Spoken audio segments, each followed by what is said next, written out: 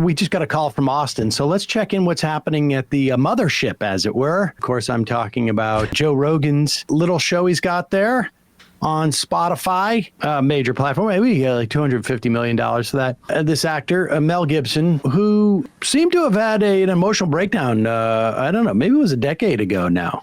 I remember this vividly. He left a voicemail for his ex, and one of the quotes was that, "I hope you get R-word by a pack of N-words. It will be your fault." Well, I mean, that, there's a lot of different ways to interpret it, that I'm sure, that voicemail. Also, wasn't he stopped by a cop and yes. and basically just went on both a racist and anti-Semitic rant? Definitely anti-Semitic too, as well. And now he's got another story that he wants to tell about 3 friends that he has that have been miraculously cured by you know what, and from you know what. I'll tell you a good story. Okay. I have 3 friends. All 3 of them at stage That 4. would be the place where you would want him to end that story. That's it. Yep. I got 3 friends still. 3 Still friends with me. That's Couple very of exciting for them, him. 2 of them are on the payroll. Right. I have 3 friends. All 3 of them had stage 4 cancer. All 3 of them don't have cancer right now at all. And they had some serious stuff going on. And what did they take? Jesus. They took what you've heard they've taken. Ivermectin, fenbendazole. Yeah. I'm hearing that a lot. They drank hydrochloride something or other. There's studies on that now where people have proven that people drinking methylene blue and stuff like that. Yeah, methylene blue, which was a fabric dye. Yeah. Yeah, it was a textile dye. And now they find it has profound effects on your mitochondria. Yep. Yeah. This stuff works, man. Mm-hmm. There's a lot of stuff that does work, which is very strange because, again, it's profit. When you hear about things that are demonized and that turn out to be effective, you always wonder, well, what is going on here? How is our medical institutions, how have they failed us so that things that do cure you are not promoted because they're not profitable? That they can't control it. They don't have a patent on it. I'm sorry, can you pause it?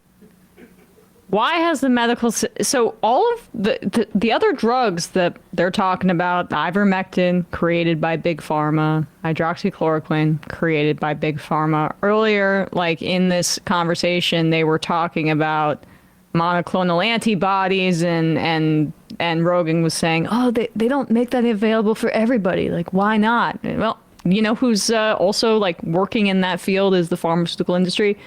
It's the reason that it's not working for people is because it's for profit. It's not because of specific drugs that you've decided are based on pseudoscience are harming people. The reason that our medical system isn't working for people is overall that it is for profit. That is the problem.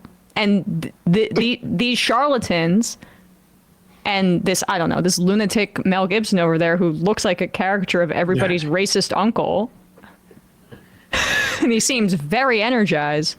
I mean, they are exploiting people's deep pain that they've experienced with the American healthcare system. 2 very rich guys who can take different treatments a la carte and experiment with stuff with their doctors and do these homeopathic treatments in addition to any additional care that they may need because they literally have millions of dollars to do so. Selling snake oil to an audience that is like the rest of us, the 99% of people in this country who have a horrible experience with the for-profit healthcare system. But it's not individual treatments within the for-profit healthcare system that we need to be targeting via the Joe Rogan experience. It's about the for-profit healthcare system. The idea that they would ever suggest undermining the profit motive in any industry is absurd. I'm not a doctor. It's quite possible that maybe well, quite possible is a little strong. Maybe you should go to Mel Gibson for all of your medical treatments. And there's no doctors out there that would possibly be would use this stuff. Only rogue doctors. In fact, in the thread of that, I saw one of the doctors, this guy Makis, I think, who said that he's the one who prescribed this stuff to, or not prescribed it, because you don't need a prescription from this. You can you get it at the what do you call it? The tractor store, or other places that serve veterinary, or I should say livestock. But he oversaw how much he was this person was taking, I guess. And that was a treatment. This is a doctor who was, I think, had a lot of problems with medical associations for almost a decade now, from what I can see, up in Canada. But the idea that they're on this platform, which is also profit driven, like the exact sort of impetus for why they're claiming nobody knows that ivermectin and this other drug they're talking about cures cancer. Stage 4 cancer. Stage 4 cancer. No more specifics. You don't need any more specifics about the cancer than that. It's just the worst cancer and a bunch of other things going on. And all 3 of his only 3 friends all had stage 4 cancer. Well, I mean, look, maybe. And they all took ivermectin and they all survived. It just seems a little convenient in terms of a story. First of all, we all know that Mel doesn't have more than 2 friends. Okay, so that already was difficult to sit with. The interesting thing is, and somebody brings up this point, Hogtown, the guy on chemotherapy, radiation therapy, and ivermectin says, "I found the miracle cure," right? Like, I mean, we don't. You might want to know what other things that they're taking, and what other therapies they're going through, and if you take little enough ivermectin, it's not going to hurt you. If you take little enough of it, but the idea that this is a secret cure, and the reason why we don't know about it is because everyone in the industry, all of these doctors, are completely invested in making sure that nobody gets that, as if oncologists wouldn't make a ton of money just sort of overseeing that in some fashion, is absurd. If you're really concerned about medicines that aren't getting to the public, you should look into the for-profit nature of the entire industry, because there is a ton of research that is not pursued because it's not profitable. But the idea that there's this sort of like huge grand conspiracy to deny people the reality of ivermectin. Incidentally, another big ivermectin paper on its efficacy during COVID has just been retracted by one of the medical journals that published it. I think just literally the other day. But the idea that this is a secret knowledge. These guys are on a platform making hundreds of millions of dollars by putting out these lies about like sort of secret facts, secret knowledge that you can only get here. Nobody else is going to talk about it. You feel disempowered over your health care? Come to us. Consume our podcast that will tell you how empowered you can be by purchasing something different than what your doctor is telling you.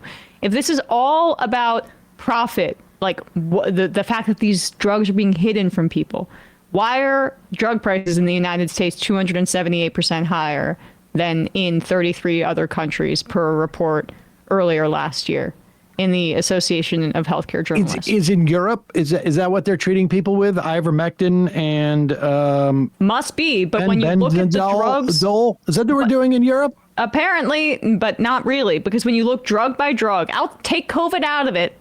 Drugs that people need that I would hope that Rogan and I don't really care what Mel Gibson thinks, that Rogan and others would say, like, okay, inhalers or other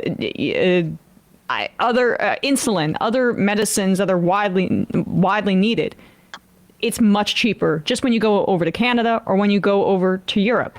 If this is a international conspiracy by pharmaceutical companies, why are they just targeting us here in the United States? I don't know, something to ponder. Or could it be that we have enabled for-profit healthcare to gouge folks for worse outcomes, and you have these freaks misleading people into thinking that it's just the problems of, like, I don't know, the system hiding these things. Like ivermectin became such a sort of like, they're so weird. I know the way that they glom on to like these random things. Like what did happen to hydrochloroquine? Was that too hard for people to pronounce, and so they decided that's not the miracle drug anymore? I'm not up on my crazy, so I can't tell you. I thought that was maybe what Gibson was referring to also, if he just didn't know how to pronounce it when he said like hydrochloride or something. I mean, it's hydroxychloroquine, and to be fair to him, Sam didn't get it either, so. What's that? What is It's hydroxychloroquine. Oh, I can't pronounce it. Hey, folks, don't forget to hit the subscribe button and check out our daily show. We do it every day at 12 p.m. Eastern for about 2.5 hours. We even take phone calls. You should check that out.